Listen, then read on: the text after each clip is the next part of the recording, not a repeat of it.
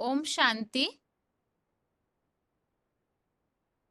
भगवत गीता श्लोक क्लास में आज के श्लोक टेस्ट के लिए श्लोक नंबर है 11वें अध्याय का 55वां श्लोक, अध्याय 11 का श्लोक नंबर 55 और 10वें अध्याय का 9वां, अध्याय 10 का श्लोक नंबर 9।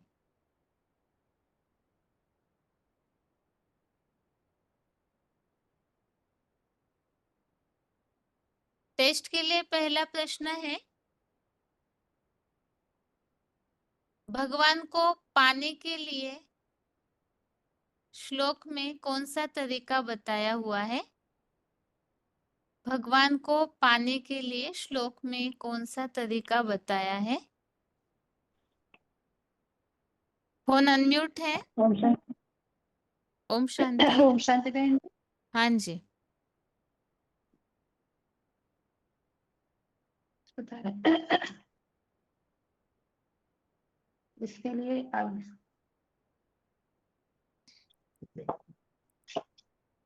क्या प्रश्न बहन जी? भगवान को प्राप्त करने का तरीका क्या बताया है? विचारी आदत, सेवा, यज्ञ सेवा, और क्या बताए? मना एक संग जोड़ना है और संग को तोड़ना है। मना कली उन सबको तोड़ करके उन सबको किनारा करके एक शिव बाबा को बचता है। एक भगवान के प्रति पूरी भगवान को अर्पण करते हैं, जिसके लिए कहते हैं एक बाबा दूसरा न कोई। ऐसी स्थिति धारण करे, किसी के प्रति दुश्मन है वैरहीन नहीं होना है, सबको समान भाव से देखना है। ऐसे वाले शिव बाबा को पाता है। ठीक है माता जी, श्लोक बताइए।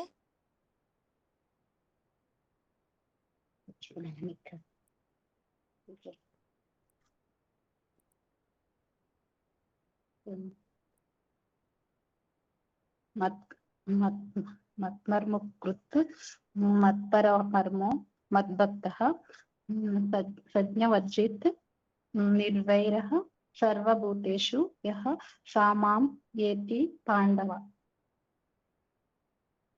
ठीक है, 5494 रेंज नंबर। ठीक है माता जी। अगला प्रश्न है, अतीन्द्रिय सुख की प्राप्ति किन्हें होती है? अतीन्द्रिय सुख की प्राप्ति किन्हें होती है? कौन अनम्यूट है?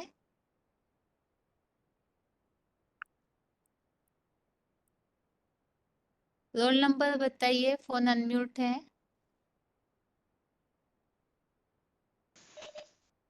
हेलो 21,788। 21,700।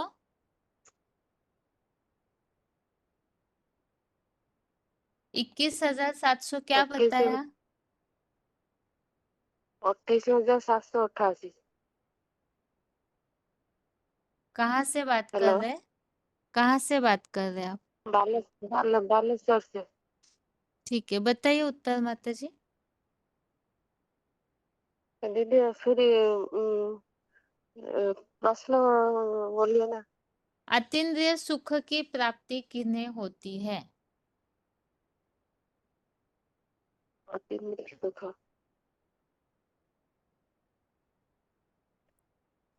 बाबा ने आज बोला है कि जो अतीन्द्रिय सुख जो है सबको त्याग करना है। सबको त्याग करना अर्थात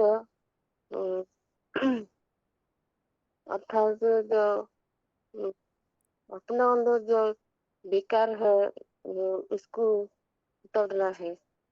एक संग जोड़ना है। एक संग अर्थात शिवा का साथ जोड़ना है। और अन्य संग जो जो जोड़ेगी तो अतीन्द्रिय सुख नहीं पाते हैं। और एक संग जोड़ेगी तो श्रीमत पर चलेंगे तो अतीन्द्रिय सुख पाते हैं। अतीन्द्रिय सुख पाते हैं। बाबा ने बोला है कि और जो गीता में जो सब कहता है मत कर मत कर मत कुर्थ मत रमो भक्ततः संवर्धित निबरः सर्वभूतेषु यः तं मांगति पांडवः। बाबा ने बोलते हैं कि ये जो कर्म करते हैं सब वो परम गति से मानते हैं और संग रहित हुआ मुझे भजना है। वो सब प्राणियों में गतिहीन हुआ है, मुझे शिव बाबा को पाते हैं। और आप बताइए माता श्रीमत जी, ऊपर आपने नहीं जो चले। श्लोक बताया उसमें कहीं भी अतीन्द्रिय सुख का उल्लेख आया है? वहां पे तो तीव्र सुख नहीं आता है। फिर उत्तर तो श्लोक के अनुसार बताना है ना। जबलपुर के माता जी बताइए, अतीन्द्रिय हेलो। सुख की प्राप्ति किन्हें होती है?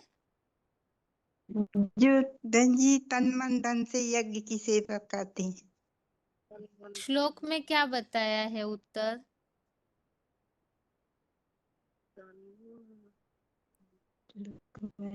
श्लोक पढ़ा ही नहीं होगा। जो भाव भाव एक बात को ही निरंतर याद करते हैं, भाव विभोर होके। अगला फोन अनम्यूट है, बताइए अतीन्द्रिय सुख की प्राप्ति किन्हें होती है? हाँ दीदी, ओम शांति 2 3 6 5 8 मना हाँ, जो मना दूसरे मतलब विषय भोगों में मतलब रमन नहीं करते, एक शिव बाबा में ही मना उनके मन लगे हुए हैं, इसमें ही वार्तालाप करना। जो कुछ भी कर्म करते हैं एक शिव बाबा के लिए ही करते हैं, तो वो किस सदा श्लोक में मतलब उत्तर है अतीन्द्रिय सुख माता जी पाते इसका? हैं। 10वें के महीने में है दीदी। ठीक है, श्लोक बताइए। मद मदत प्राणाम बोधयन्तः परस्परं कथयन्तः मां नित्यं तुष्यन्ति च रमन्ति च। मेरे में मन बुद्धि लगाने वाले सदा मेरे नाम रूप आदि में ही जिनके प्राण लगे हुए हैं, वे परस्पर एक दूसरे को समझाते हुए और मेरे क्रियाकलापों जीवन कथ्य के विषय में ही वार्तालाप करते हुए संतोष पाते हैं और सदा अतीन्द्रिय सुख में रमन करते हैं। ठीक है, बालेश्वर के माता जी बताइए अभी क्या उत्तर बताया माता जी ने? आगे अतीन्द्रिय सुख के लिए माता जी ने क्या उत्तर दीदी बताया? हेलो हाँ जी। हेलो दीदी, ये कितना नंबर सोल के है? मैं जानती नहीं हूँ दीदी। अच्छा, 1 मिनट। जबलपुर के माता जी, सोल को बताएगी, मैं बोल देंगी। ठीक है रुकिए। हाँ जबलपुर जी। के माता जी बताइए।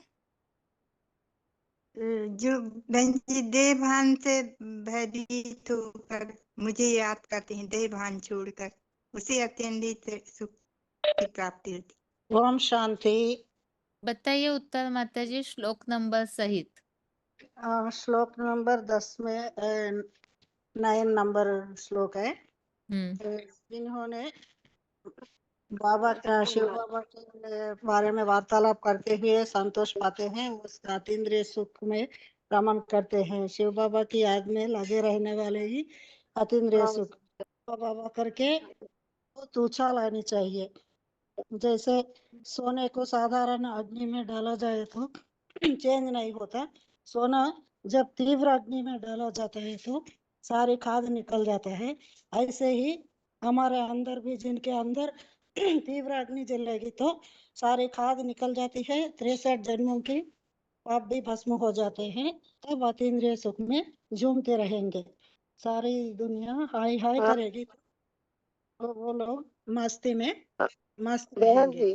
बहन जी मैं पा गया हूँ, मैं बोलती हूँ। बताइए। बहन जी ओम शांति। मस्तिष्का सद्गत प्राणा बोधयन्तः परस्परं कथयन्तश्च मां नित्यं तुष्यन्ति च रमन्ति च। अर्थात मेरे मन बुद्धि जो लगाने वाले सदा मेरे में कि जिनके प्राण लगे हुए हैं शिवा के साथ, परस्पर एक दूसरे को समझाने हुए और मेरे विषय में अर्थात जो 63 जन्म विकार की खाद जो पड़ती है, वही वार्तालाप करते हुए संतोष भी पाते हैं और सदा अतिंद्रिय सुख रमण करते हैं। अर्थात तुम्हारे जो अंदर तीव्र अग्नि जलेगी, तीव्र अग्नि से तीव्र पुरुषार्थ करना है और तीव्र पुरुषार्थ से बाबा के साथ लगाना है। जब तीव्र पुरुषार्थ नहीं होता है, अतिरिक्त सुख नहीं पाते और हमारा अंदर जो देहभान है वो वो सब त्याग कर देना है। देहभान आता है तो अतिरिक्त सुख नहीं पाता है। देहभान जब तोड़ देगा, अलग संग जब तोड़ देगा, एक संग सब जोड़ेगा शिवा के साथ, हम अतिरिक्त सुख पाते हैं। ठीक है अर्थात माता बाबा जी। का श्रीमत पर चलना है। ओम शांति। ठीक है माता जी।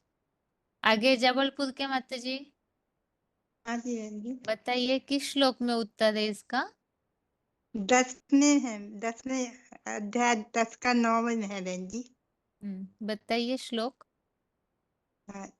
मच्चिता मद प्राणा बोधयन्तः परस्परं कथयन्तश्च माम नित्यं तुष्यन्ति च रमन्ति च। मेरे में मन बुद्धि लगाने वाले सदा मेरे नाम रूपादि में ही जिनके प्राण लगे हुए हैं, वे परस्पर एक दूसरे को समझाते हुए और मेरे क्रियाकलापों जीवन कथा के विषय में ही वार्तालाप करते हुए संतोष पाते हैं और सदा अतीन्द्रिय सुख में रमण करते हैं। ठीक है माता जी। ओम अभी शांति है। ओम शांति। आगे जिनका भी फोन अनम्यूट होगा, श्लोक संबंधित पॉइंट्स बताइए जो आपने नोट करके रखे होंगे। बाकी उस पॉइंट में सार क्या है उसे एक वाक्य में बताना होगा। फोन अनम्यूट है? हेलो दीदी, ओम शांति। हाँ जी। दीदी मैं नोट्स नहीं लिखी है, पॉइंट हम्म, नहीं लिखा है दीदी। हम्म, श्लोक बताओ बताइए। कौन सा? 55 है क्या? 9 10 का 9 दीदी। हाँ, कोई भी बताइए। हाँ दीदी। कर्म मत कर्म कृत मत परमो मत भक्त संग वर्जित निर्वैर सर्वभूतेषु यह स माम एति पांडव। हे पांडु नामक परम तीर्थ नेता पंडा शिव पुत्र अर्जुन, जो मेरे यज्ञ सेवा कर्म करता है, मुझे वैयक्तिक रूप से परम गति मानता है, अन्य संग रहित वह मुझे बसता है, वह सब श्रेष्ठ या निष्कृष्ट प्राणियों में वैरहीन हुआ मुझ शिव बाबा को ही पाता है। माना जो भगवान शिव बाबा के बच्चे अर्जुन को भगवान ने किए थे, जो मेरे में ही मेरे माना ज्ञान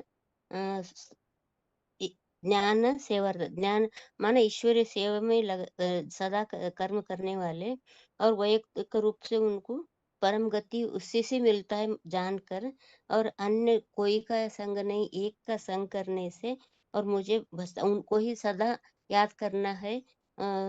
वह श्रेष्ठ हो या निष्कृष्ट कोई भी हो, उनके वैरत्व नहीं रहना है, दुश्मनी नहीं बनाना है। वह मुझ शिव बाबा को ही पाता है दीदी। ठीक है माता जी। वही श्लोक। आगे 16743 फोन अनम्यूट है।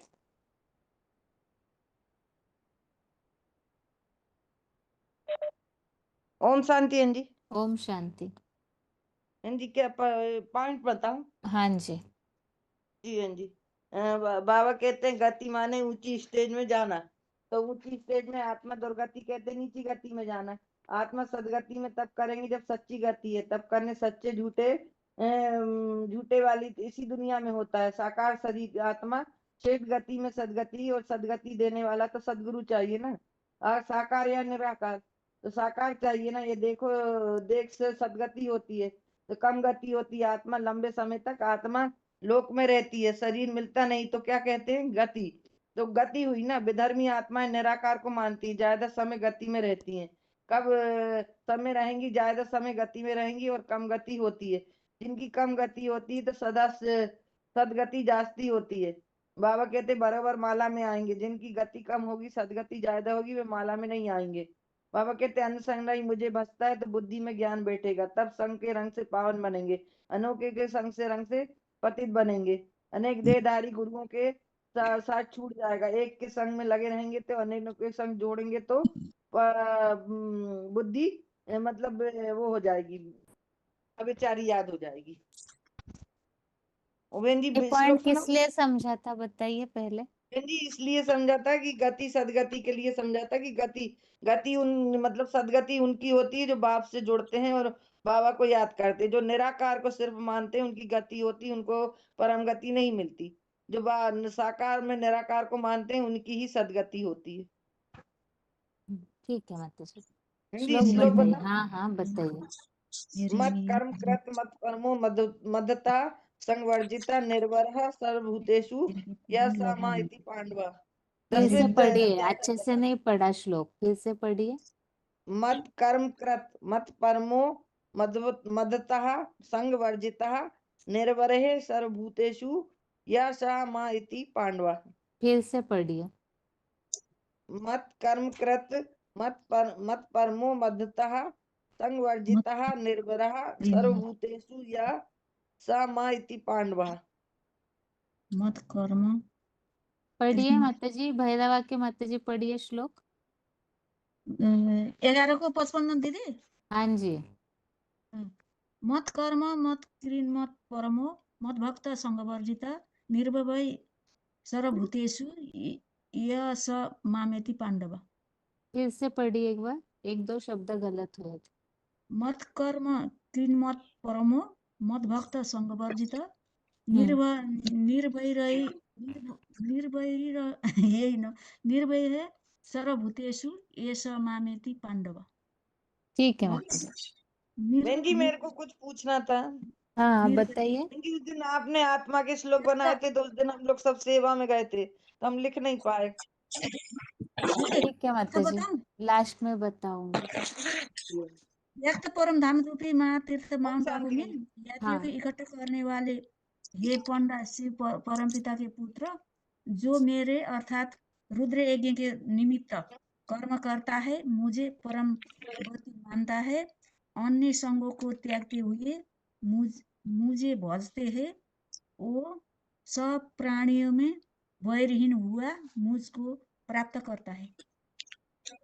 दीदी 10 को 9 हाँ पढ़। पढ़िए, हाँ जी पढ़िए।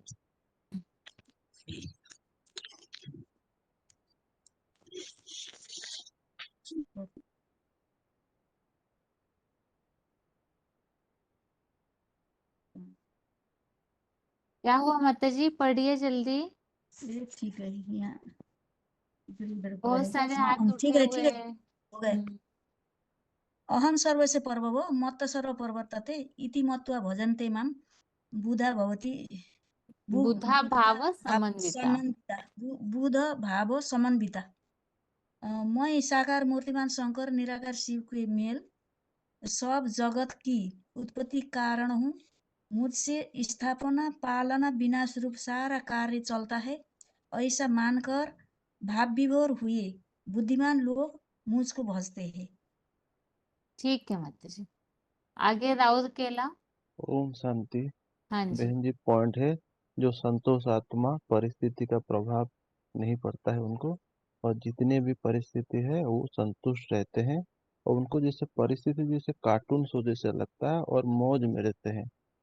तो इसीलिए परिस्थिति उनके ऊपर हावी नहीं होती है, क्योंकि वो अतीन्द्रिय सुख में रमा करते हैं। वो बाबा ने बताया ना कि अतीन्द्रिय सुख पूछना है तो गोप गोपियों से पूछो। तो जिन्होंने बाप को सही तरीके से पहचाना है और जो गृह रहस्य को जिन्होंने समझा है, वो बाप के अतीन्द्रिय सुख में रमण करते रहे। श्लोक बताएं बहन जी? हाँ जी। श्लोक है 11 का 55। मत कर्म कृत मत परमो मत भक्तो संग वर्जित निर्वैर सर्वभूतेषु यस्य मा एति पांडव। अर्थ बताओ। हाँ जी। हे पंडु नामक परम तीर्थ नेता, पंडा से पुत्र अर्जुन, जो मेरे यज्ञ सेवार्थ कर्म करता है, मुझ व्यक्त रूप से परम गति मानता है, अन्य संग रहित हुआ मुझे भजता है, वह सब श्रेष्ठ या निकृष्ट प्राणियों में बैरहीन हुआ मुझ शिव बाबा को ही पाता है। ठीक है, और दूसरे आगे श्लोक बताओ। बताइए। 10 का 9। मच्चित्ता मद्गत प्राणा बोधयन्त परस्परं कथयन्तश्च मानित्यं तुष्यन्ति च रमन्ति च। मेरे में मन बुद्धि लगाने वाले, सदा मेरे नाम रूपादि में ही जिनकी प्राण लगे हुए हैं, वो परस्पर एक दूसरे को समझाते हुए और मेरे क्रियाकलापों जीवन कथाओं के विषय में ही वार्तालाप करते हुए संतोष पाते हैं और सदा अतीन्द्रिय सुख में रमण करते ठीक है, आगे हैं। फोन अनम्यूट है। फोन अनम्यूट है, रोल नंबर बताइए। अगला फोन अनम्यूट है, रोल नंबर बताइए। हेलो। हाँ जी, रोल नंबर। 17-111 दीदी। हाँ जी, बताइए माता जी पॉइंट। इस श्लोक पढ़ना दीदी। कोई पॉइंट नोट किया है आपने? इसका अतीन्द्रिय सुख वाला। हाँ, कोई भी, दोनों श्लोक में मस्तिष्क। से कोई भी श्लोक का। हाँ हाँ दीदी। मस्तिष्का मदगत प्राणा बोधयन्तः परस्परम कथयन्तस्त्र मां नित्यम तुष्यन्ति च रमन्ति च। मेरे में मन बुद्धि लगाने वाले, सदा मेरे नाम रूप आदि में ही जिनके प्राण लगे हुए हैं, वे परस्पर एक दूसरे को समझाते हुए और मेरे क्रियाकलापों जीवन कथा के विषय में ही वार्तालाप करते हुए संतोष पाते हैं और सदा अतीन्द्रिय सुख में रमण करते हैं। और दीदी ये वाला है, मत कर्म कृत मत परमो मत भक्ता संगवर्जिता निर्वैरः सर्वभूतेषु यम सा एति पांडव। हे पांडु नामक परम तीर्थ नेता, पंडा शिव पुत्र अर्जुन, जो मेरे यज्ञ सेवार्थ कर्म करता है, मेरे वैरिक्त रूप से परम गति मानता है, अन्न संग रहित हुआ मुझे भजता है, वह सब श्रेष्ठ या निष्कृष्ट प्राणियों में बैरहीन हुआ मुझ शिव बाबा को पाता है। दीदी बाबा ने कहा ना कि सब संग तोड़ एक संग जोड़, मतलब सब तज हरि भज। यही इसमें ये बता रहा है दोहा में, ठीक इस है, श्लोक में। ठीक है। ये एक से ही जोड़ना है, सभी का संग तोड़ना है। आगे ओम शांति। अगला फोन अनम्यूट है। फोन अनम्यूट है, पॉइंट बताइए अगला। हेलो। हाँ जी, हेलो बहन जी। ओम शांति, पॉइंट बताइए शांति। माता जी। श्लोक को पढ़ूंगी क्या? पॉइंट नहीं, श्लोक को। पढ़िए। मत कर्म कृता मत परम मत भक्त शंख वर्जिता निर्भरे सर्वभूतेषु य स मां एति पांडव। हे पांडु नामक परम तीर्थ नेता, पंडा श्री पुत्र अर्जुन, जो मेरे यज्ञ सेवा से कर्म करता है, मुझे क्रियात्मक रूप से परम गति मानता है, अन्य संग रहित वैयक्तिक है, हुआ। वैयक्तिक रीति से, वैयक्तिक रूप से परम गति मानता है। हाँ हाँ, व्यक्ति परम गति मानते हैं, अन्य संग रहित हुआ मुझे भोजता है, यह सब श्रेष्ठ या निकृष्ट प्राणियों में वैरहीन हुआ मुझे शिव बाबा को पाता है। बताइए माता जी, ये श्लोक किस प्रसंग में समझा सकते हैं? माने जो यज्ञ सेवा करते हैं ना, पांडु के पुत्र पंडा श्री पुत्र अर्जुन, जैसे मेरे यज्ञ सेवा थे कर्म करते हैं ना, वो परम गति को पाता है। ठीक है, आगे अगला फोन अनम्यूट है। पॉइंट बताइए, फोन अनम्यूट है।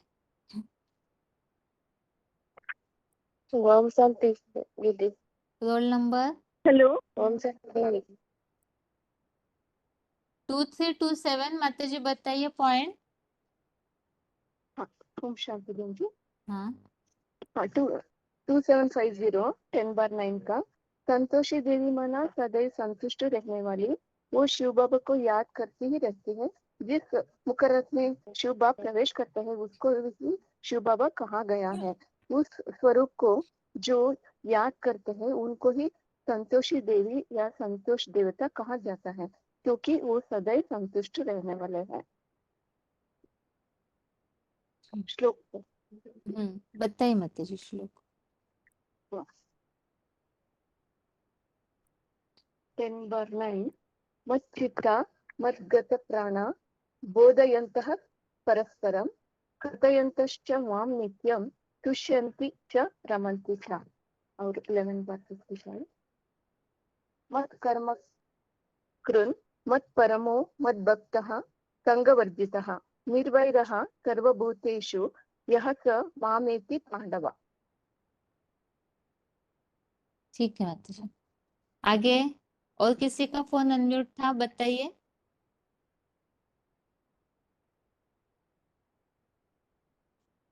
फोन अनम्यूट है, पॉइंट बताइए।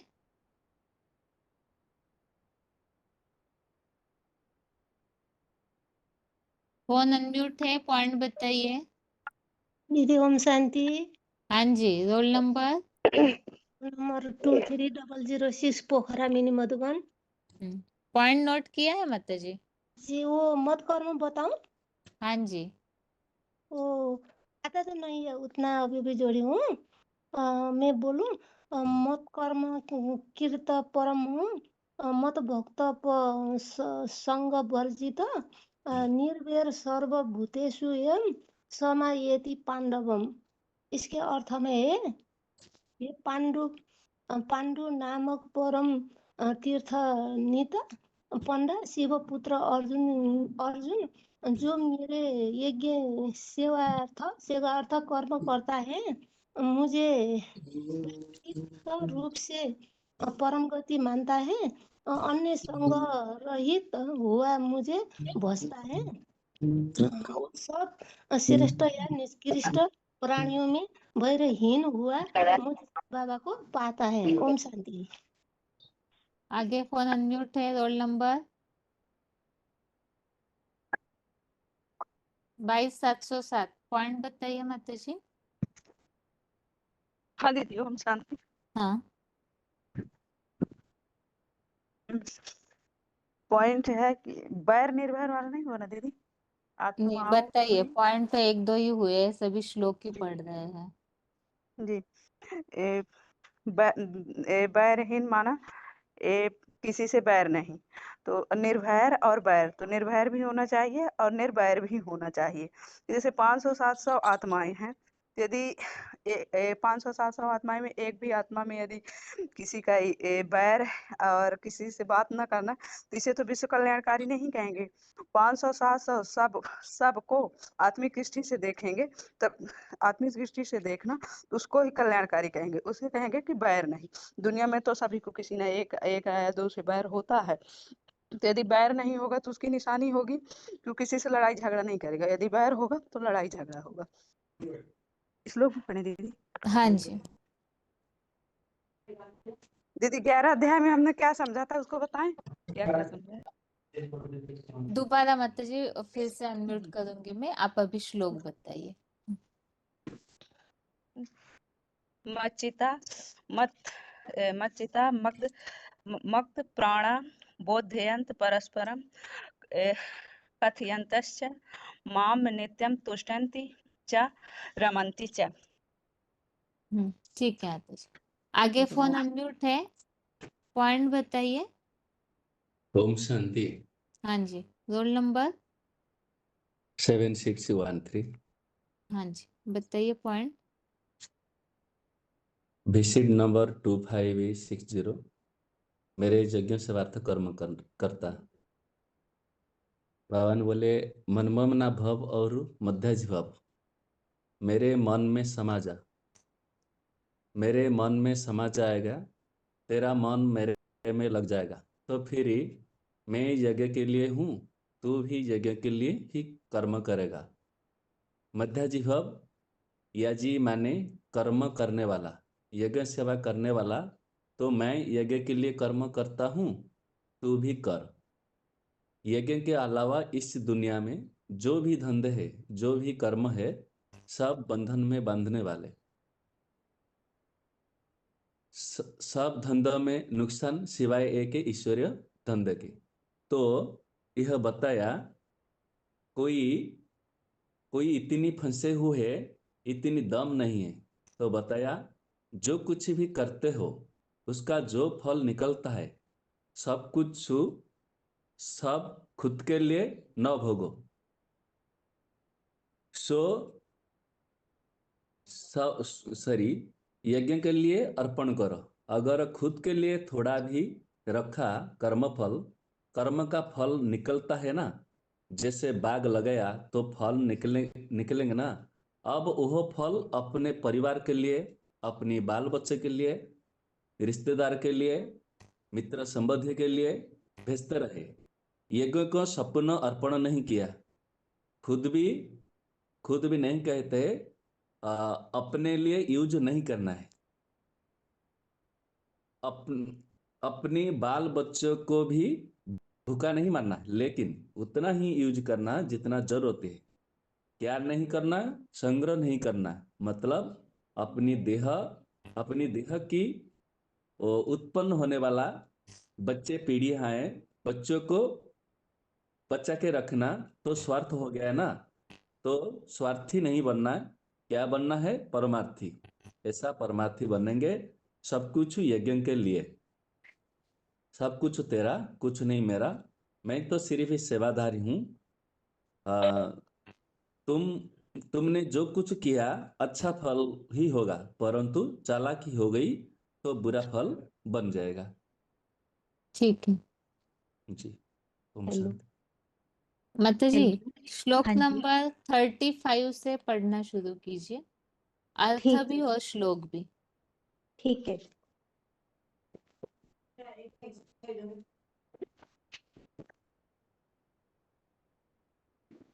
ठीक है।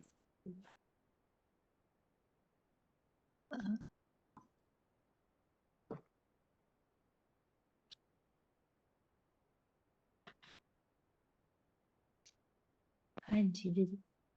संजय उवाच तत् श्रुत्वा वचनं केशवस्य कृताञ्जलिर्वेपमानः क्रीटे नमस्कृत्वा भुवा एव आह कृष्णं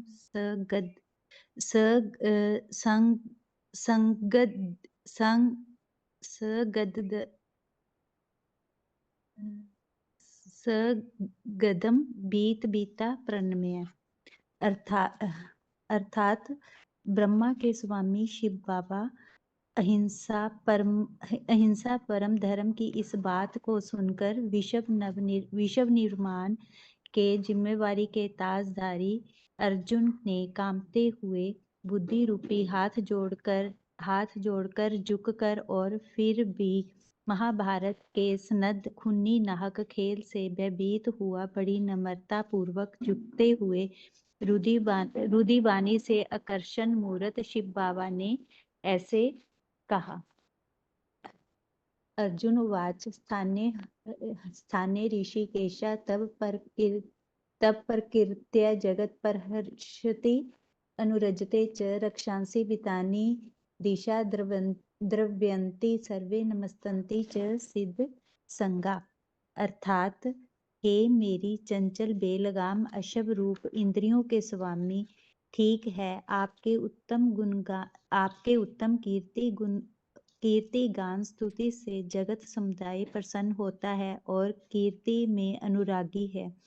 यदि यही कारण है कि डरे हुए क्रोध आदि रूप राक्षस भयभीत हुए दिशाओं में भाग रहे हैं, सफलता प्राप्त पुरुषार्थी सिद्धों के समूह सब ही आपको नम्रचित से झुककर हाथ जोड़कर प्रणाम कर रहे हैं।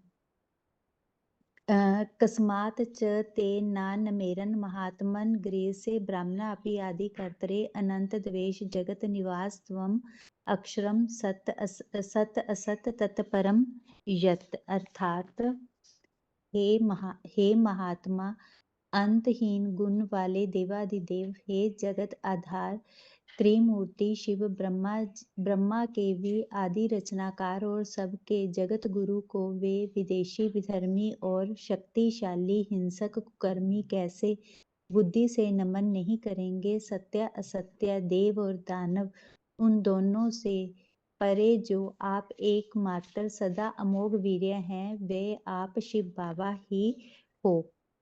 त्वम् आदिदेव पुरुषा पुराणा त्वमस्य विश्वस्य परम निधाना वेत्तासि वेदम च परम च धाम तव्य ततम विश्वम अनंत रूपम। आप आदिदेव हो, परे ते परे परब्रह्म के धाम वाले हो, सनातन पुरुष हो। आप इस जगत के परम आश्रय हो और सब कुछ जानने वाले त्रिकालदर्शी हो तथा संगम में सदा सर्वदा अखूट ज्ञान भंडारी रूप में जानने योग्य हो। हे गुण रूप शिव बाबा, बट रूप बीज से वृक्ष की तरह आप से निराकारी निर्विकारी बने बीज रूप जगत पिता से विश्व फैलता है। वायु यमो अग्नि वरुणा शशांका प्रजापति त्वं पर पितामह च। नमा नमा ते अस्तु सहस्त्र कृत्वा पुनः अभिभुआ अपि नमा नमा ते। अर्थात वायु देव, जम देव, अग्नि देव, वरुण देव, चंद्रमा, देवेंद्र आदि सभी दिग्पालों के भी जो कलयुग अंत के पुरुषोत्तम संगम युग में 7 अरब सर्व धर्मियों का एक जगत पिता भी है और उस जगत पिता के भी पितामह डाडे सुप्रीम शिव सुप्रीम आप हो। अतः केवल आपको सहस्त्रों बार नमस्कार हो और फिर भी भूल चूक से भी आपको बारंबार नमस्कार है।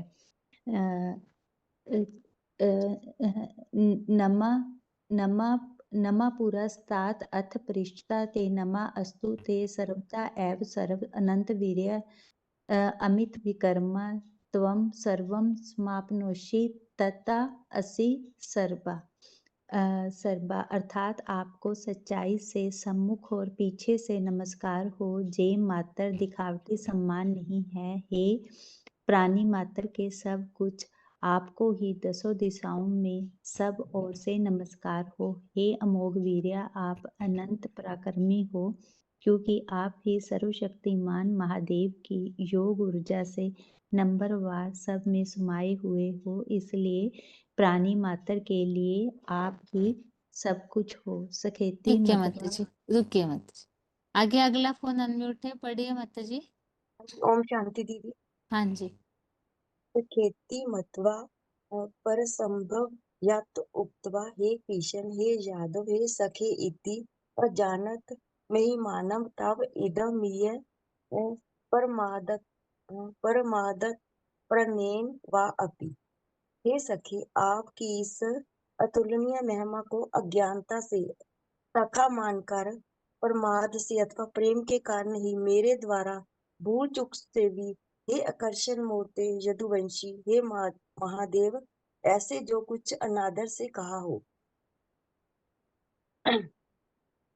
यत च व्यवसाय सार्थ अस्तकृत असि विहार सन भोजनेषु एक अथवा अपि अयुक्त तत् समीक्षम तत् समय त्वम अहम अप्रेम्यम।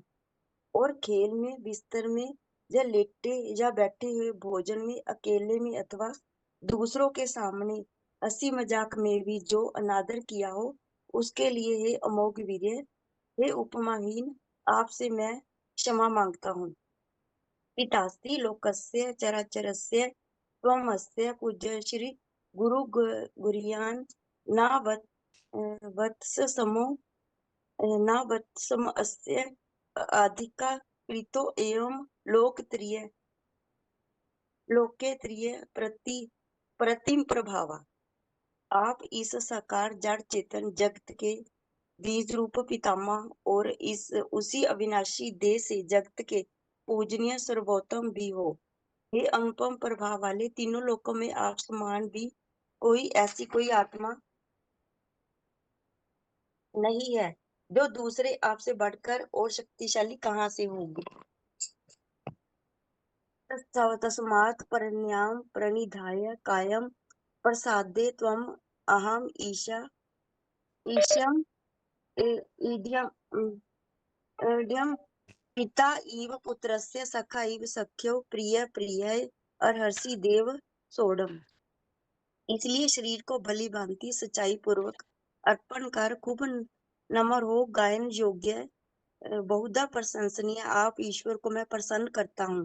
हे देव, जैसे अजीज संबंधियों से पिता पुत्र के और मित्र मित्र के और पति पत्नी के या कोई भी प्रिय संबंधों के अपराध सहन करता और क्षमा करता है, ऐसे ही मेरे अपराध क्षमा करने में आप समर्थ हो। ठीक है माता जी। आगे ओम झारसुगुड़ा। ओम शांति बहन जी। हाँ अदृष्टपूर्व हृषितः अस्मि दृष्ट्वा भयेन च प्रव्यथितं मनो से तत् एव मे दर्शय एव रूपम प्रसिद्ध देवेश जगन्निवास। पहले कभी न देखे रूप को बुद्धि रूपी त्रिनेत्र से देखकर हर्षित हुआ हूँ। फिर भी भयंकर रूप देख भय से मेरा मन अत्यंत व्याकुल हुआ है। अतः हे ज्ञानदाता, वही पहले वाला वैकुंठवासी विष्णु का सौम्य सुखद रूप मुझ बुद्धिगत तीसरे नेत्र से दिखाइए। हे देवों के देव शिव बाबा, जगत के सदा अखुट आश्रय, अभी मैंने जान लिया, प्रसन्न हो जाइए। 11:40 किरीटिनम गदिनम चक्र हस्तम इच्छामि त्वाम द्रष्टुम अहम तथैव तेन एव रूपेण चतुर्भुजेन सहस्रबाहो भव विश्वमूर्ते।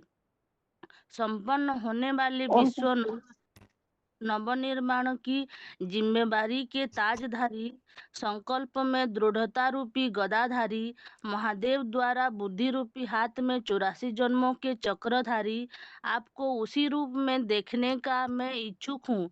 हे विराट विश्वमूर्ति, हे चतुर्मुखी ब्रह्मा की 1000 सहयोगी भुजाएं वाले चतुर्भुज रूप से उसी साकारी सुमधुर विष्णु रूप में पूर्व जैसे फिर से हो जाइए। 11:47 श्री भगवान उवाच मया प्रसन्नेन तवार्जु नेदम रूपम परम दर्शित आत्मा योगात तेजोमयम मनंतम माध्यम यन्मे त्वदेन न दुष्ट पूर्वम। हे अर्जुन, परम तेजोमय पुरुषोत्तम संगम युग का आदिकालीन अनंत गुण वाला यह विराट रूप मैंने तेरे जैसी संतान के लिए कल्प कल्प में संचित अपनी योग ऊर्जा से कार्य सिद्धि में प्रसन्नता पूर्वक तेरे को तीसरे बुद्धि नेत्र से दिखाया, जो दुनिया में कभी भी मेरा यह इस प्रकार विराट रूप तेरे वर्तमान तामसी पतित रूप के सिवा पहले नहीं देखा गया था। ठीक है माता जी। आगे ओम शांति रोल दीदी। नंबर ओम शांति दीदी। रोल नंबर ओम शांति ओम 28372 हाँ जी पढ़िए माता जी। हुबली। हाँ जी हाँ 11 में 48 का न वेदा यज्ञ न दाने न च क्रियाभिः न तपोभिः उग्रैः एवं रूपः शक्यः अहं नुलोकदृष्टं त्वदन्तेन कुरु प्रवीर। अर्थात हे कर्मेंद्रिय घमंडी कुरुकुल के भी वीर प्रवर ऐसे बुद्धि गम्य अद्भुत रूप वालों मैं न वेद वाणी यज्ञ और स्वाध्याय से न दान से न कांडीय क्रियाओं से और न कठोर दैहिक यत्रणादायी तपस्याओं से तेरे अतिरिक्त कोई दूसरा 5 अरब के मनुष्य लोक में ज्ञान गम्य बुद्धि से देखने को समर्थ है। इसमें अंधे श्रद्धा की तो बात ही नहीं। माँ ते व्यत्याह माँ च विमूढ़भावो दृष्ट्वा रूपम घोरम इत्र मम इदम व्यतो व्यपेत्तभिः प्रीतमनः पुनः त्वं तत् एव ते एव मे रूपम इदम प्रपश्य। अर्थात मेरा ऐसा यह प्रलयकारी भयंकर रूप देखकर तू मेरा सखा है, मत घबरा और न बुद्ध जैसा क्यों कर्तव्य विमूढ़ हो। देहवान निर्मित भय त्याग आत्मस्थ हुआ प्रसन्न मन वाला तू फिर से मेरे उस सौम्य रूप को देख। ठीक है माता जी। संजय आगे उवाच अगला फोन अनम्यूट है। हेलो, हाँ दीदी, ओम शांति। हाँ जी। संजय उवाच इति अर्जुन वासुदेवः उक्त्वा स्वकं रूपं दर्शयामास भूय आश्वासयामास च भूतमेनं भूत्वा पुनः सौम्य व पूर्वात्मा ऐसे अकूट ज्ञानदाता वसुदेव शिव के पुत्र वासुदेव ने धनंजय अर्जुन को प्यार से ऐसे कहकर पुनः अपना शंकर पार्वती प्लस ब्रह्मा सरस्वती चतुर्भुजी विष्णु रूप दिखाया और फिर शांत रूप होकर महान आत्मा परमपिता सदाशिव महादेव ने देवान से भयभीत इस अर्जुन को पहले की तरह उत्साहित करते हुए आश्वस्त किया। अगला है बिना अन्य भक्ति के चतुर्भुज रूप के दर्शन की दुर्लभता का और फल सहित अन्य भक्ति का कथन। अर्जुन वाच दृष्ट्वा इदं मानुषं रूपम तव सौम्यम जनार्दन इदामी अस्मि संवर्त सचेता प्रकृतिम गत। हे मानव आर्तनाद श्रोता, शिव बाबा आपका यह संपूर्ण चंद्रमा जैसा शांत मानवीय स्वरूप देखकर अब सचेत हुआ हूँ। नहीं तो निश्चय ही किम कर्तव्य में मूढ़ हो रहा था, अब पूरी तरह स्थिर हो गया हूँ, अपनी स्वाभाविक आत्मिक स्थिति में आ गया हूँ। श्री भगवान उवाच सुदूरदर्शम इदं रूपम दृष्टवान असि यत् मम देवा अपि अस्य रूपस्य नित्यं दर्शन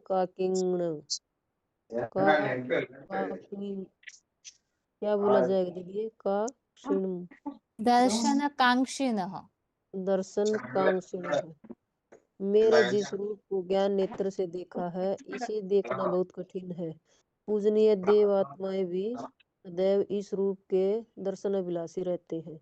न हम वेदई न तपसा न दानेन न च इज्जया शक्य एवं विदो दृष्टवान असि माम यथा।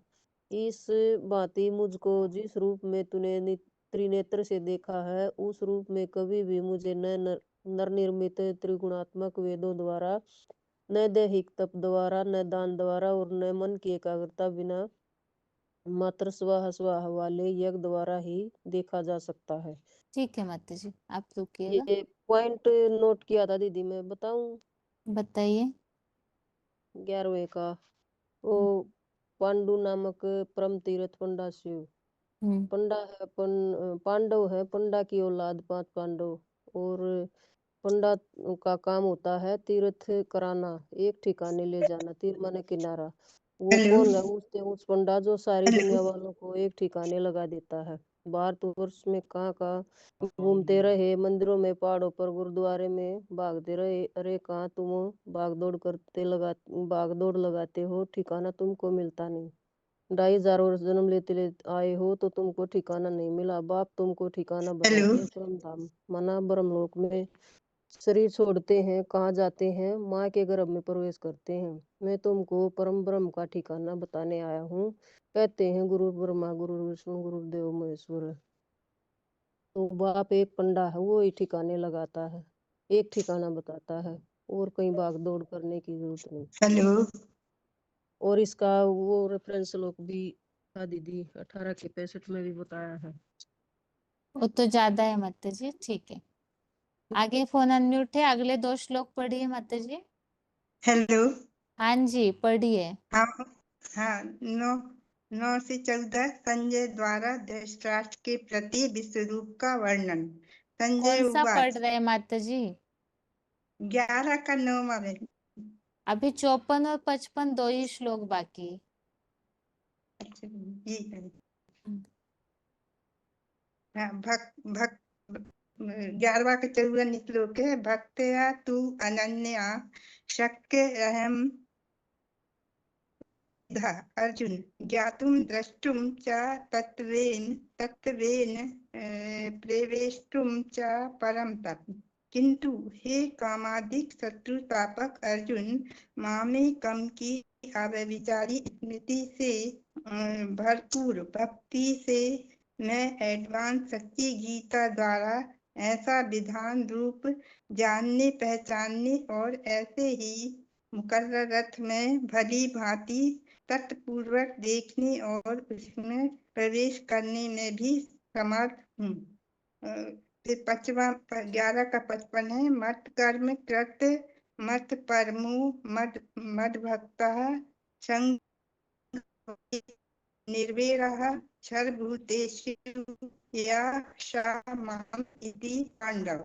हे पांडु नामक परम तीर्थ नेता पंडा शिव पुत्र अर्जुन, जो मेरे यज्ञ सेवार्थ कर्म करता है, मुझे वैयक्तिक रूप से परम गति मानता है, अन्न संग्रहित हुआ मुझे भजता है, वह सबश्रेष्ठ या निष्कृष्ट प्राणियों में वैरहीन हुआ मुझे शिव बाबा को पाता है।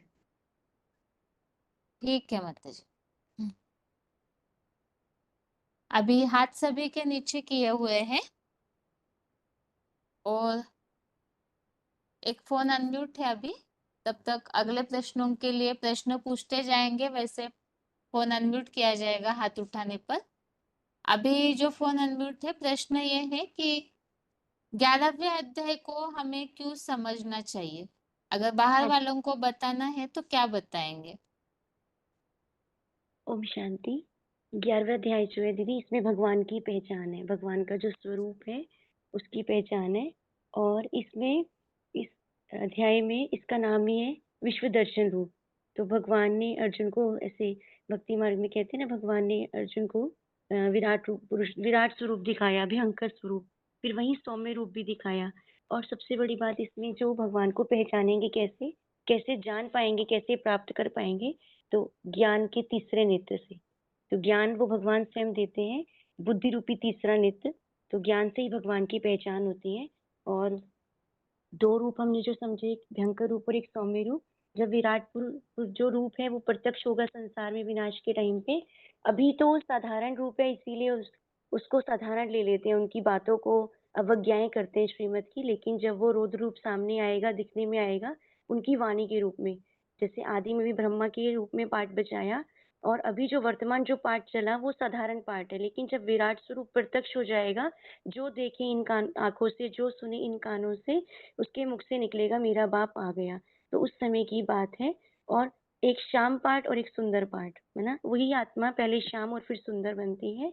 भयंकर रूप दिखाया तो सभी उनको देखकर कांप उठते हैं, जैसे बताया कि विकराल दाढ़े जिसमें सभी चबाए जा रहे हैं, तो वो एटम बॉम्ब रूपी दाढ़े। और सौम्य रूप भी दिखाया, शाम से सुंदर बनता है। वो काले थे, काला भी है भयंकर रूप वाला, और वही फिर प्रैक्टिकल में सौम्य रूप भी धारण करता है। तो ये प्रैक्टिकल में महसूस करने की बात है वास्तव में, कि वो कब दिखाई देगा।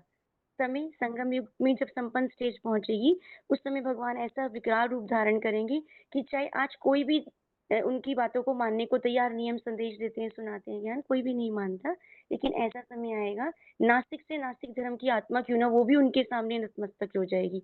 उनका जो तेजों में योगिक ऊर्जा रूप संपन्न रूप होगा, उसको देखकर हर कोई उनके आगे नतमस्तक होगा। भले अभी पाठ को नहीं समझते हैं तो इसीलिए साधारण समझ लेते हैं, लेकिन ऐसा समय आएगा जब वो संपन्न स्वरूप योगिक ऊर्जा वाला ऐश्वर्यवान रूप प्रत्यक्ष होगा, तो उस समय सभी को मानना पड़ेगा। और इस अध्याय में हमने समझा नष्टो मोह बनने का उपाय, कि जब अर्जुन को बहुत मोह आ रहा था अपने मित्र संबंधी, अपने संबंधियों के देह के संबंधियों के प्रति, तो भगवान ने उसको अध्यात्म नाम का ये जो रहस्य में ज्ञान दिया, तो उसका मोह नष्ट होने लगा। उसमें पहले इसमें श्लोक भी हमने समझा था। और इस विराट रूप को कैसे देख सकते हैं ये हमने समझा। 2 रूप समझे, भयंकर रूप, विकराल रूप, और दूसरा सौम्य रूप समझा। और भगवान का आने का उद्देश्य क्या है इस दुनिया में, संसार में, ये भी समझा। उन्होंने बताया कालो अस्मि, मैं कालो का काल महाकाल हूँ, मैं सारे संसार में इस समय महाविनाश के समय सभी आत्माओं को एकत्रित करने में लगा हुआ हूँ। और इसके अलावा हमने समझा कि जो भगवान का जो पाठ है उसकी अलग अलग, जैसे बोला कि अमोघ वीर्य, सनातन पुरुष, अविनाशी पाठधारी, सनातन धर्म का की रक्षा करने वाला, और सनत कुमार बताया। और आदम आदि देव, मनुष्य सृष्टि का बीज कौन है जिससे सारी सृष्टि की उत्पत्ति होती है, और अंत में वो उसी में समा जाते हैं। तो महादेव के द्वारा ही सारा सृष्टि रूपी वृक्ष फैला हुआ है, और अंत में उसी में समा जाता है, लेकिन उसका आदि मध्य अंत कोई पा नहीं सकता। तो भगवान को इससे मानना पड़ता है, और आकर वो ज्ञान देते हैं। उस ज्ञान के तीसरे नेत्र से हम उन्हें पहचान सकते हैं। तो इसीलिए 11वां अध्याय समझना इसीलिए जरूरी है। एक तो मोह नष्ट करने का तरीका बताया भगवान ने, और वही जगत गुरु बनते हैं, वही जगत का आधार बनते हैं। तो जब तक हम उन्हें पहचानेंगे नहीं, समझेंगे नहीं ज्ञान से, तब तक हम उन्हें याद नहीं कर सकते, और जब तक याद नहीं करेंगे तब तक प्राप्ति नहीं हो सकती। तो भी हमने लास्ट वाले श्लोक में जैसे समझा कि भगवान को कैसे पाया जा सकता है, तो उसमें बिल्कुल लास्ट में सारी बता दिया। यज्ञ सेवा करने वाले, दैहिक आसक्ति को त्याग कर कर्म करने वाले, मेरे प्रति कर्म करने वाले, अनेक संग रहित होकर एक के साथ संग जोड़ने वाले, एक शिव बाबा दूसरा न कोई, सब तरफ से बुद्धि को डिटैच करके। और एक मेन बात कि हमें हठयोगी नहीं बनना, सन्यासी नहीं बनना, कर्म करते हुए कमल पुष्प हंस की तरह इस दुनिया में रहते हुए मन बुद्धि से डिटैच होके हमें कैसे कर्म करना है, और कैसे सद्भावना रखते हुए दूसरों के प्रति निर्वैर भाव रखते हुए, तो कैसे हम उनको प्राप्त कर सकते हैं, भगवान को क्या पुरुषार्थ करें।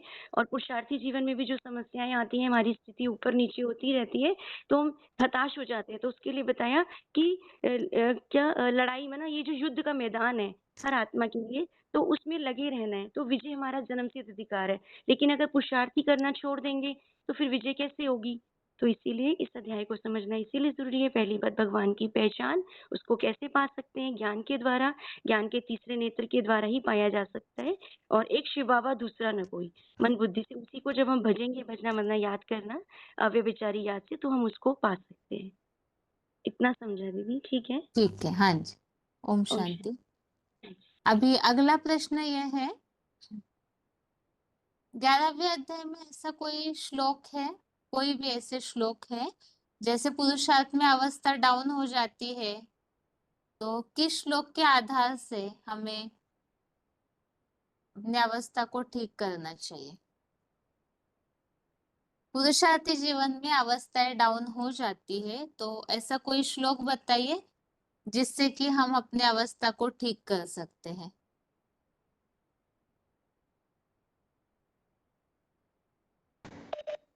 बताइए माता जी। 49 दीदी, 11वें अध्याय का। क्या है उसमें?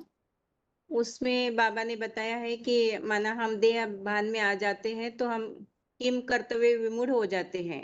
इसीलिए भगवान बता रहे हैं कि तू इस माना जो विराट रूप भगवान का सामने आया, लेकिन उसको मत घबरा। तू तो मेरा सखा है, तू मेरा बंधु है, तू तो मुझे प्रिय है। तुझे इस रूप से कुछ माना दुख नहीं होगा। जो इसको गलत समझने उसे ही, इसीलिए हमें भय त्याग कर आत्मस्थ हो, आत्मस्थ बच्चे को नहीं घबराना चाहिए। ठीक है माता जी। और कोई? ठीक है, और भी हाथ उठे हुए हैं। हाँ जी, बताइए। ओम शांति। दीदी इसमें 11वें का 31वें श्लोक में जो बोला हैगा कि भगवान की जो श्रीमत है उसके आधार पर ही अपन ऊंचा उठ सकते हैं, तो उसके लिए भगवान को पहचानना पड़ता है, और भगवान को पहचानने के लिए भगवान खुद अपने को दिव्य नेत्र देते हैं। मतलब जो अर्जुन को दिव्य नेत्र देते हैं। दिव्य नेत्र मतलब ज्ञान का नेत्र, मतलब सच्ची गीता एडवांस ज्ञान, उसके द्वारा ही अपन ऊंचे उठने का पुरुषार्थ कर सकते हैं। दीदी सही है। क्या श्लोक नंबर क्या बताया? 11 से 31, 11 का 31। एक मिनट।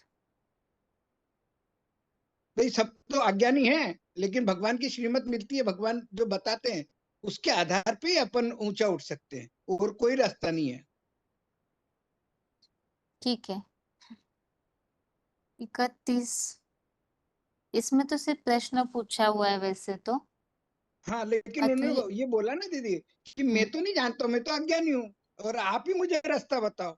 तो जो भगवान का जो रास्ता बताते उससे उससे तो ऊपर उठ सकते हैं दीदी। हाँ जी, ठीक है। आगे और एक फोन अनम्यूट किया है, बताइए उत्तर। हाँ 4783 बालेश्वर। हाँ जी। ये हो सकता है 1133। तस्मात् तुम उत्तिष्ठ जसु लभस्व जित्वा शत्रु मुख्यम राज्य समुद्रम मयाव निहिता पूर्व एवं निमित्त मात्र भवसभ्य साचिन।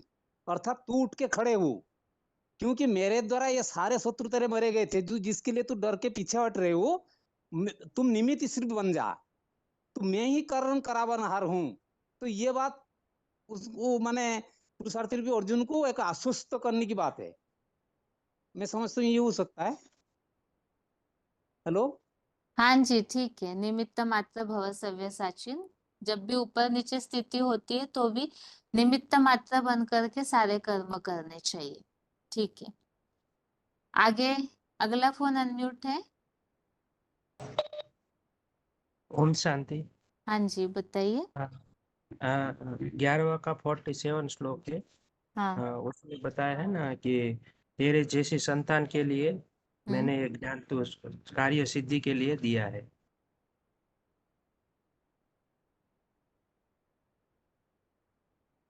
वो आ सकता है।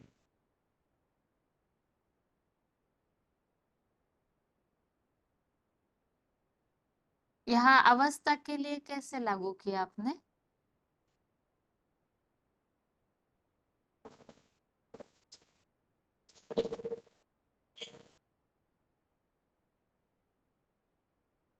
ये समझ में नहीं आया, मतलब अवस्था डाउन होने पर किस हिसाब से श्लोक लागू किया है? ये एक बाप ने हमें सुना है, अच्छी संतान है इसलिए ज्ञान दिया है।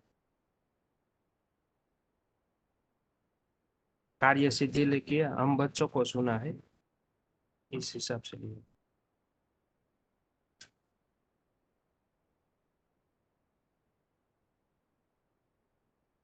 ठीक है वैसे, लेकिन उतना एक्यूरेट नहीं लग रहा है। वैसे अवस्था डाउन हो जाती है तो भी हमें कर्म करते रहना चाहिए, कंफ्यूज नहीं होना चाहिए, आत्मिक स्थिति में रहना चाहिए। ये ठीक है। वैसे हमें इसलिए विराट रूप दिखाते हैं भगवान, और ठीक है, लेकिन अवस्था डाउन होने के हिसाब से नहीं लग रहा है। तो 49 श्लोक आ रहे हैं। अवस्था डाउन। हाँ 49 श्लोक ठीक है। हाँ। ठीक है। आगे और एक फोन अनम्यूट किया है।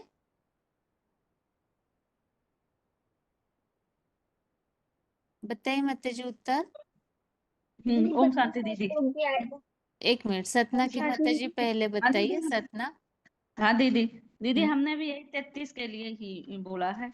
इसलिए तू उठ खड़ा हो, कीर्ति प्राप्त कर, अपने अंदर देह भान से पैदा कर, हमारे शत्रुओं को जीत कर वैभवन जगत जीत बन, सारे संसार के राज्य को भोग कर। ये काम आदि के साकार रूप दुर्योधन दुशासन पूर्व कल्प में भी मारे गए थे, द्वारा देवभान से मारे गए थे। बाम मांगी शिखंडी रूपा जगदम्बा सरासंध, हिम्मत कर केवल निमित्त बन जा। तो जैसे कि इसमें कि पहले भी हूबहू रिपीट हुआ था, पहले भी ऐसे ही हुआ था और अभी भी होगा, तू केवल निमित्त मात्र बन जा। और ये भी है 49 का भी है। यही दो दीदी हमें दूंगा। ठीक है माता जी। हाँ बताइए चंडीगढ़ के माता जी। हाँ जी दीदी 32वां भी आएगा। कि इसमें बाबा ने बोला है ना कि मतलब भगवान ने बोला है कि मैं ही संसार का विनाश करता हूँ विकराल, हाँ, और सभी धर्मों के संगठन में भी मैं ही लगा हूँ। विरोधी धर्मों में जो ज्ञानी बने खड़े हैं विरोधी सेनाओं में, वो तेरे धर्म युद्ध करने पर भी नहीं बचेंगे, अवश्य अनिश्चय की मौत मारे जाएंगे। मतलब और 33 में है कि मतलब इसलिए तो निमित्त बन जा, क्योंकि करण करावन हार तो भगवान ही है, कि हमें तो सिर्फ निमित्त ही बनना है, करने वाले वही है। इसलिए मतलब जब हमें हाँ ठीक है, आप जोड़ मतलब करके जो बता रहे उस हिसाब से ठीक है माता जी। सिर्फ हाँ जी 32वें श्लोक में तो केवल भगवान के कर्तव्य के हिसाब से है, ठीक है। हाँ जी आगे कौन सा आगे, जी? हाँ हाँ जी बताइए। 20267 हाँ जी। हरिपुर। हम्म। हाँ, इसमें भी वही 11 जाएगा जो 33 को, और वो 49 को, इसमें ये भी मैं यही बोल रहा था। और श्लोक के महत्व यथा महत्व गुण भाव दुष्ट रूपम दुष्ट मानस ये नम, ये श्लोक इसका याद नहीं। क्या और श्लोक वो नंबर ये क्या 30 बताया आप? 30 श्लोक नंबर। ये 49 और 33। ठीक है, ये तो अभी बता दिए थे वैसे, ठीक है। हाँ नहीं, वही तो मैं सोच रहा था, हाँ इसलिए जी, हाँ हाँ, वही बोलने के लिए बता दिया ठीक था। है ठीक है ठीक। आगे फोन अनम्यूट है, बताइए उत्तर। मानव बताइए बताइए जल्दी सतना के माता जी। हेलो, ओम शांति बहन जी। हाँ। बहन जी, ये 11वें के 50 में भी बताया है और 51 में भी बताया है क्या कि बताया है माता जी? ऐसे किस अखुट। हिसाब से लिया है? यहाँ अवस्था डाउन होने की बात आई हुई है। जी, ये चल जाएगा बहन जी। ऐसे अखुट ये तो ज्ञान। भगवान ने विश्व रूप दिखाया, इस संबंधित है। बाकी पुरुषार्थ में हमें क्या करना चाहिए अवस्था डाउन होने पर, उसका उल्लेख नहीं है माता जी उसमें। जी, इसमें ठीक है। 51 में ये मानव वर्तम, ये भी नहीं है दीदी 51 वाला। नहीं, उसमें बस भगवान के समझाने पर अर्जुन नॉर्मल स्थिति में आ गए, तो पुरुषार्थ की कोई बात तो उसमें नहीं आ रही है ना। जी ठीक है माता जी। ठीक है आगे बोधन के माता जी बताइए। दीदी 33। हो गया माता जी, ठीक है माता जी। अभी अगला प्रश्न ये है, जो भी श्लोक नंबर अभी बताए थे, मतलब जैसे 33, 30, 49, ये कुछ श्लोक जो बताए हुए थे वो सारे ठीक ही है। बाकी जैसे मुरलियों में बाबा बोलते हैं कि हर समय धर्मराजपुरी में जाने से पहले अपने को अपना धर्मराज बनो, ऐसे जो अव्यक्तवाणियों में आया हुआ है। तो इस पॉइंट के अनुसार जो भयानक रूप वाले श्लोक है ना, जैसे कि पुरुषार्थ डाउन हो जाता है जब अवस्था डाउन हो जाती है तब, और देहभान आता है तब हमसे ज्यादा भूले होती। तो अव्यक्तवाणियों में इसलिए बोला है कि हमसे गलतियां न हो पुरुषार्थी जीवन में, इसके लिए अपना धर्मराज बनो। यदि हम अपने आप के सामने ही भयंकर रूप भगवान का रूप समझते हैं कि भगवान इस तरह भयंकर रूप धारण करने वाले हैं, हमें धर्मराजपुरी से प्रसारित होना पड़ेगा, यदि ऐसी बातें हमारे बुद्धि में रहती है तो स्वयं ही हम अपने प्रति पुरुषार्थ में अलर्ट रहेंगे। तो ये जो भयंकर रूप वाले श्लोक है, जैसे सारी दुनिया विकराल दाढ़ों में चबा जाने वाली है, मुख से जो वाणी उनकी निकलती है, तो अभी तो भगवान जब तक साधारण रूप है तब तक कोई पुरुषार्थ में उमंग नहीं आ रहा है, ना कोई हलन चलन है। ज्यादातर पुरुषार्थियों के मन में यही रहता है, मुरलियों में तो कब से विनाश की बातें चल रही है, मुरलियों में तो कब से बाबा ने ये होगा वो होगा बताया है, लेकिन प्रैक्टिकल में ऐसे दिखने में नहीं आ रहा है। वास्तव में हमारी बुद्धि की एकाग्रता या तीसरा नेत्र इतना क्लीन एंड क्लियर नहीं है अभी, इसलिए भविष्य में जो आने वाली स्थिति परिस्थिति है हम उसे मुरलियों में सुन रहे हैं इसलिए मान रहे हैं, लेकिन अपने आप से जो महसूसता होनी चाहिए ज्ञान से, वो महसूसता न होने के कारण हम पुरुषार्थ में उठ खड़े नहीं हो रहे। जैसे बाबा पुरुषार्थ चाहते हैं ब्राह्मणों से, वैसे न होने का कारण है क्योंकि वो भयानक रूप हमने विराट रूप में तो समझा है। यदि उसे गहराई से हम मंथन करेंगे तो मुरलियों के पॉइंट्स के अनुसार वो जो भयानक रूप मुरलियों में बताया, अगर उससे हम समझते हैं तो अपने आप पुरुषार्थ में अलर्टनेस आएगा, क्योंकि हमें जिन्हें सजा का भय होगा कि धर्मराजपुरी में हमें सजाएं नहीं खानी है, तो ये भयंकर रूप मतलब जो भी जैसे बताया आसुरी चलन वाले ठहर नहीं सकेंगे। तो अभी तो सारी दुनिया में आसुरों का राज्य तो है ही, तो जब तक हम सुधार नहीं करते हैं, नहीं तो उस भयंकर रूप का पहले हमें रूप दिखाई देगा। जैसे अर्जुन को बताया भयंकर रूप दिखाई दिया तो अर्जुन भयभीत हुए थे। अभी अगला प्रश्न ये है,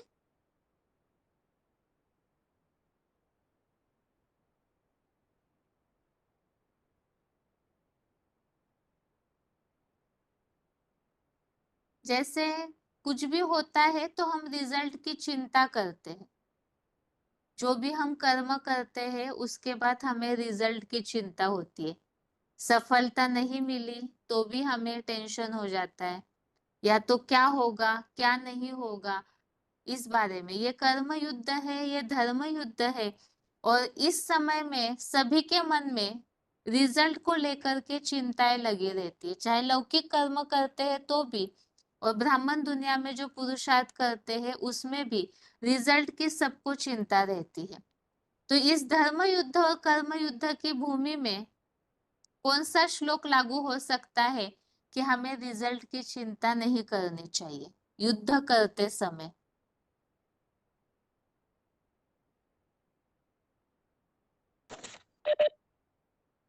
ये 49 होगा बहन जी का। 49 कैसे? एक भयंकर रूप को देखकर मत घबरा और बुद्धू जैसा किंग कर्तव्य विमूढ़ हो, तो देवान निर्मित भय त्याग को आत्मस्थ हुआ मन प्रसन्न मन वाला, तो मेरे उसी सौम्य रूप को देख। ठीक है, कंफ्यूज नहीं होना चाहिए, इस हिसाब से ठीक है। बाकी और कोई श्लोक बताइए। Roll number? ओम शांति। हाँ जी। 19289 हाँ, 33 नंबर और 34 नंबर श्लोक। किस हिसाब उसमें से बताया बताया? ना कि केवल निमित्त मात्र बन जा, कल्प कल्प की हूबहू विश्व विजय जैसे हुई पड़ी है। हाँ जी, ये करेक्ट श्लोक है 33 34। इसमें बताया हुआ है कि हमें रिजल्ट की चिंता नहीं करनी है, क्योंकि ड्रामा हूबहू रिपीट होता है। इसलिए हमारे लिए तो विजय निश्चित है ही, बस निमित्त मात्र होकर के हमें कर्म करते रहना चाहिए। ठीक है, आगे और फोन अनम्यूट है, बताइए माता जी। हेलो। हाँ एक जी, है कर्मण्येव अधिकारस्ते, ये भी है जो शुरू में हम लोगों ने पढ़ा था, कर्मण्येव अधिकारस्ते मा फलेषु कदाचन।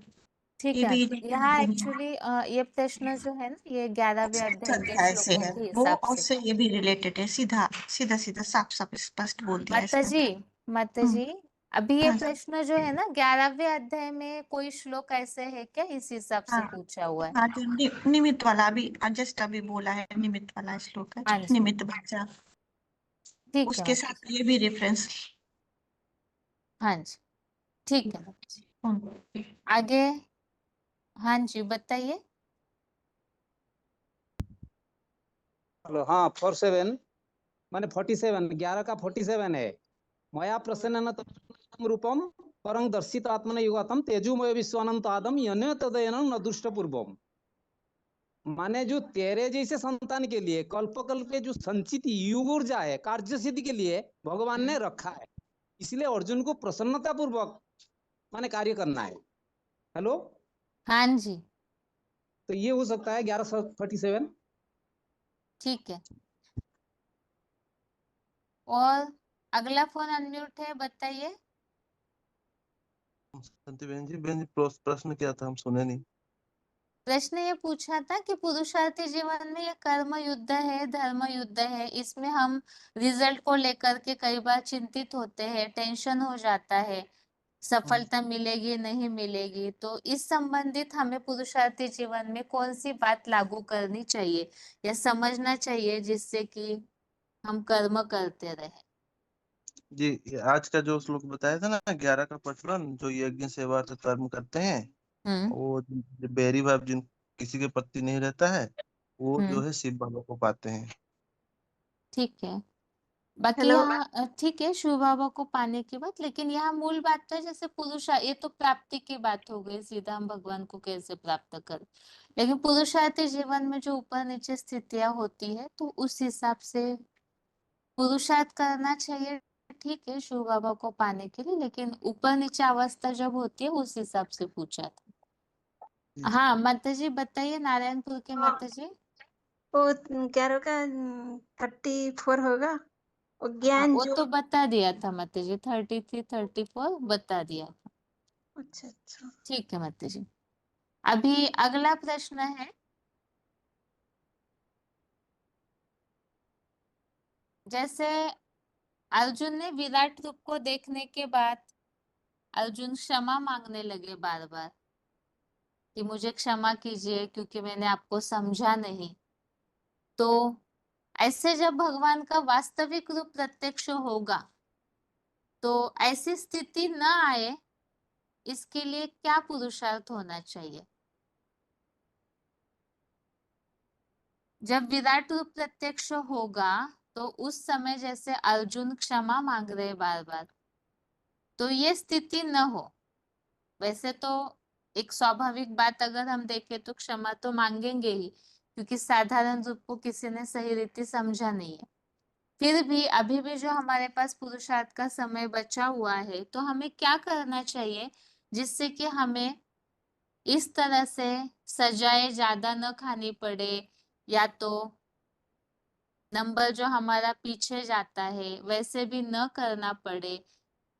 विराट रूप जब प्रत्यक्ष होगा तो क्या करना चाहिए जिससे कि हम सबसे पहले आगे खड़े हो सके, इसके लिए क्या करना चाहिए हमें?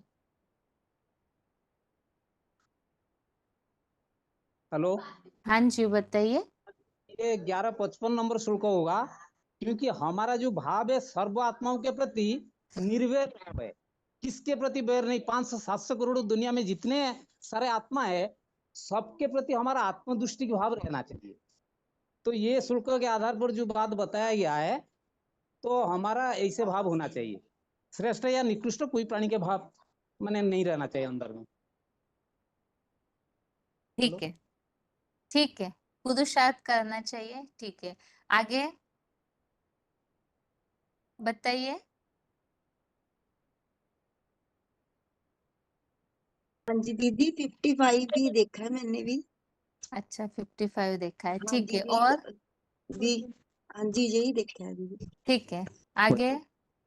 आत्मिक स्थिति को पक्का करना जो 49 में है लिखा है, 49 देवभान में। भय त्याग आत्मस्थ हुआ प्रसन्न मन वाला। ठीक है, आगे और बताइए शांति दीदी, चंडीगढ़ के माता जी। हाँ। दीदी 54 भी आएगा क्योंकि अव्यभिचारी याद करना है और सच्ची गीता विधान को पहचानना है और भगवान को साकार में निराकार को पहचानना है, मतलब सही से पहचानेंगे तो मतलब प्राप्ति होगी। ठीक है, आगे आगे बताइए। हाँ जी। हाँ ये 11 का 36 होगा, जैसे यहाँ बोले ना कि जो जो आपके उत्तम कीर्तिगान स्तुति में जगत समुदाय प्रसन्न होता है। जो राक्षस है, जो माने जो श्रीमत पर नहीं चलते हैं, वो दिशाओं में भागते जा रहे, और जो सफलता प्राप्त किए हुए पुरुषार्थ है, वो आपको नम्र चित्त से झुक कर हाथ जोड़कर प्रणाम कर रहे हैं। हाँ 43 ठीक है, नंबर। 36 के हिसाब से ही खास ये प्रश्न पूछा था, जिसमें ये बात बताई हुई है।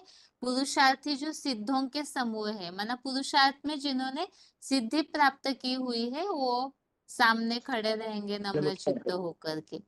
ठीक है, हाँ जी बताइए लातूर। लातूर बताइए। 11 का 43 भी, उसमें क्या क्योंकि बताया है? वो हिस्सा है, पिता है, गुरु गुरु आप इस साकार चेतन जगत के महादेव द्वारा बीज रूप पिता नहीं हो होगा और मत जी, उसकी आज्ञा उसमें ना सिर्फ परिचय बताया हुआ है। यहाँ बात है हमारा पुरुषार्थ, उसमें तो भगवान के परिचय की बात है, लेकिन यहाँ मूल बात है कि हमारा पुरुषार्थ क्या होना चाहिए। अगर हमारा सारा पुरुषार्थ सफल हुआ है, सिद्धि प्राप्त कर चुके हम, टोटल जो भी ब्राह्मणों के लिए पुरुषार्थ बताया, तो बताया ना कि वो पुरुषार्थ में जो सिद्धि प्राप्त के समूह है वो सामने खड़े रहेंगे, नम्र चित्त होकर के हाथ जोड़ करके प्रणाम कर रहे।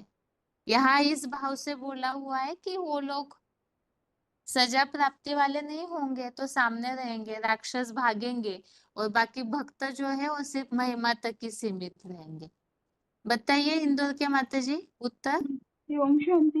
हाँ दीदी, जी। जैसे आपने बताया ना कि वो धर्मराज का रूप सामने रखना है वो डर के लिए, है ना, लेकिन फिर अर्जुन को इसमें 51 में बताया ना कि आत्मा स्वतः आपका है, चंद्रमा शांत मानवीय रूप देखकर सचेत हुआ हूँ और पूरी तरह स्थिर हो गया हूँ, अपनी स्वाभाविक स्थिति में आ गया। मैंने अर्जुन कब स्वाभाविक स्थिति में आया? जब उसको उसके सामने वो शांत सौम्य रूप भी आया। तो बाबा का जो आने वाला सौम्य रूप है ना, वो भी हम मैंने रखेंगे प्रत्यक्षता बुद्धि में कि बाबा इस रूप में प्रत्यक्ष होंगे, तो भी हम निश्चय बुद्धि रह सकते ना। मैंने दोनों रूप प्रत्यक्ष होना है ना दी, विकराल रूप भी और सौम्य रूप भी। तो हम सौम्य रूप को भी बुद्धि में रख करके, जैसे अर्जुन आ गया ना स्वाभाविक स्थिति में, तो ऐसे हम भी बुद्धि में रख के आत्मिक स्थिति में टिके रह सकते हैं कि बाबा का पाठ तो निश्चित ही प्रत्यक्ष होना ही है दोनों रूपों में। ठीक है ठीक ना है। दी? हाँ 11 का जी। जी हाँ। जी। ओम शांति दी। आगे ओम शांति। दीदी ये भी आ सकता है ना 11 का 33 निमित्त बन जाना है हमें। हाँ, वो तो पुरुषार्थ है ही। यहाँ मूल बात तो है कि हमारा पुरुषार्थ पूरा सफल होना चाहिए। तो जहाँ पुरुषार्थ की बातें आई हुई है, जैसे खास तो 55 नंबर श्लोक में ये बात बताई हुई है, वो और ये जो 36 वाला श्लोक है ना, वो एकदम एक्यूरेट है, जिसमें खास पुरुषार्थ की बात बताई है। तो खास पुरुषार्थ में ऊपर नीचे होते हैं उस समय के लिए ठीक है कि निमित्त मात्र होके करते जाना है, रिजल्ट की चिंता नहीं करनी। ये लेकिन 47 नंबर श्लोक में है, हाँ, उसमें क्या बताया है? उसमें ये बोला हुआ ना मया प्रसन्नेन तवार्जुनेदं रूपं परम दर्शितमात्म योगाल तेजोमयं विश्वमनंतमाद्यं यन्मे तदन्येन दृष्टपूर्वम। अपूर्व से अपूर्व जो दृष्टांत ये आत्मयोग से दर्शित हो गया है, ये तुम्हें मिला है और किसी को मिला नहीं है। तो सबसे बड़ा पुरुषार्थ है आत्मयोग, भगवान के साथ आत्मा बनकर परमात्मा में योग लगाना। हाँ ठीक है। एक्चुअली आपने जो नंबर बताया ना, उसमें तो भगवान अर्जुन को रूप दिखा रहे हैं ऐसा उल्लेख है, पुरुषार्थ की बात नहीं आई है उसमें ना 47 श्लोक में। बहन जी इसमें तो हाँ 11 का जी। 54 हो सकता है क्या? जो बताया मामेकम की हाँ अभिविचर्या जी, जो 54-55 बताया था। हाँ जी ठीक। है, इसमें 23 तत्वों के जो जानकार रहेंगे, जो मुकर्रर पाठधारी दीदी है, ठीक है, तब जाके वो पुरुषार्थ उनके अच्छे होंगे। हाँ दीदी ये जो भगवान का जो ज्ञान हैगा ये सहज राजयोग है, और इस सहज राजयोग में कोई हट पूर्वक कोई कुछ भी नहीं करना हैगा, क्योंकि उससे भगवान नहीं मिलता है। ये बात विशेष तौर पे उल्लेख करी गई भगवान ने। ये 48वें श्लोक में भी आया है इसका जिक्र, कि अंधश्रद्धा वाली कोई बात नहीं है। अगर ठीक है। अभी ऐसे कोई है जिन्हें, क्योंकि 11वां अध्याय पूरा हो चुका है, और क्लास में ऐसे कोई है जिन्हें 11वें अध्याय में विराट रूप के सारे श्लोक पढ़ने के बाद भी कुछ समझ में ही नहीं आया? ऐसे कोई है जो अभी क्लास में जुड़े हुए हैं? 11वां अध्याय पढ़ के पूरा हो चुका है, लेकिन विराट रूप क्या है ये बात ही समझ में नहीं आई, ऐसे अगर कोई है तो हाथ उठाइए।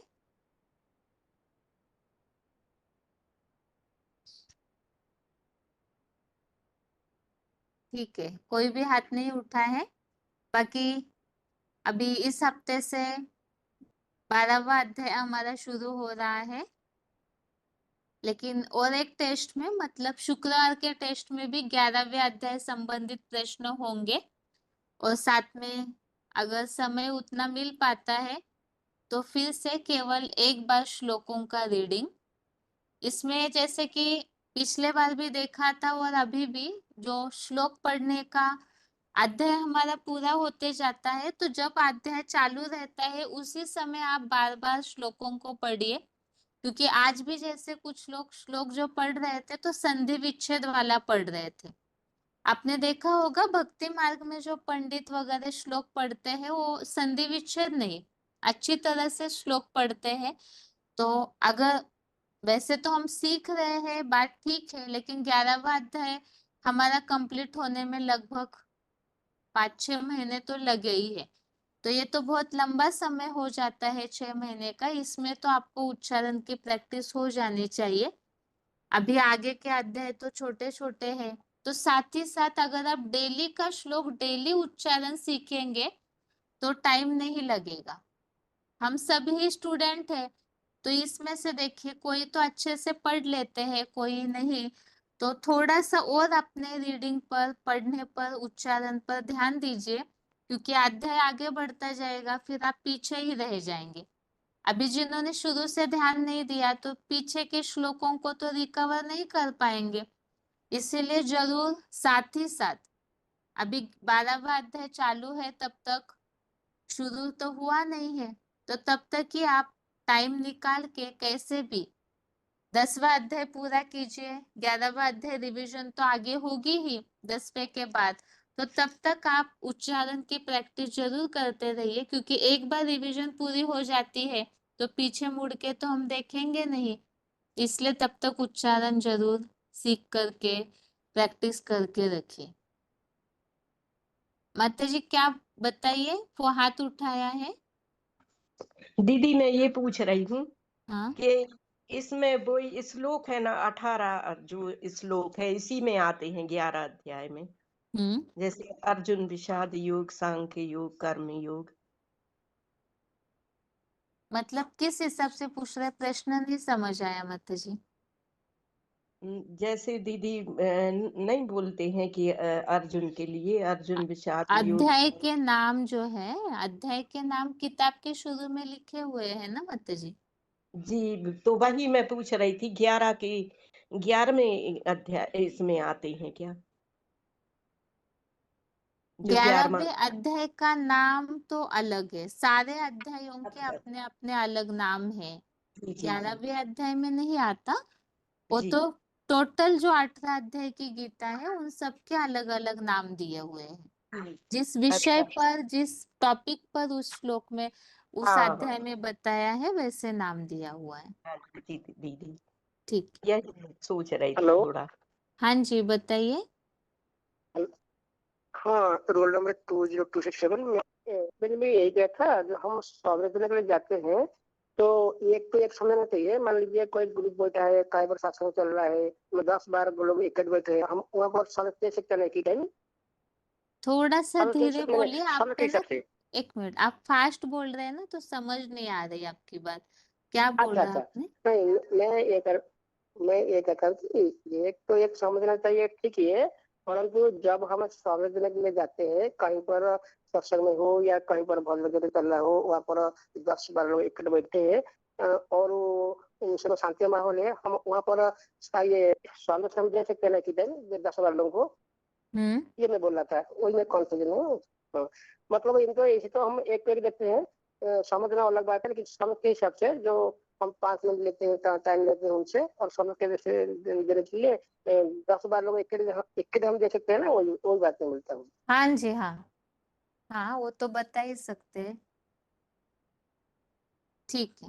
हाँ हाँ हाँ, वही मेरा मन में थोड़ा बहुत जैसा आया है, फिर भी मैं पूछ नहीं पाता हूँ, तो भूल जाता हूँ, इसलिए आपका भी हाँ पूछा। जी, हाँ जी, ठीक।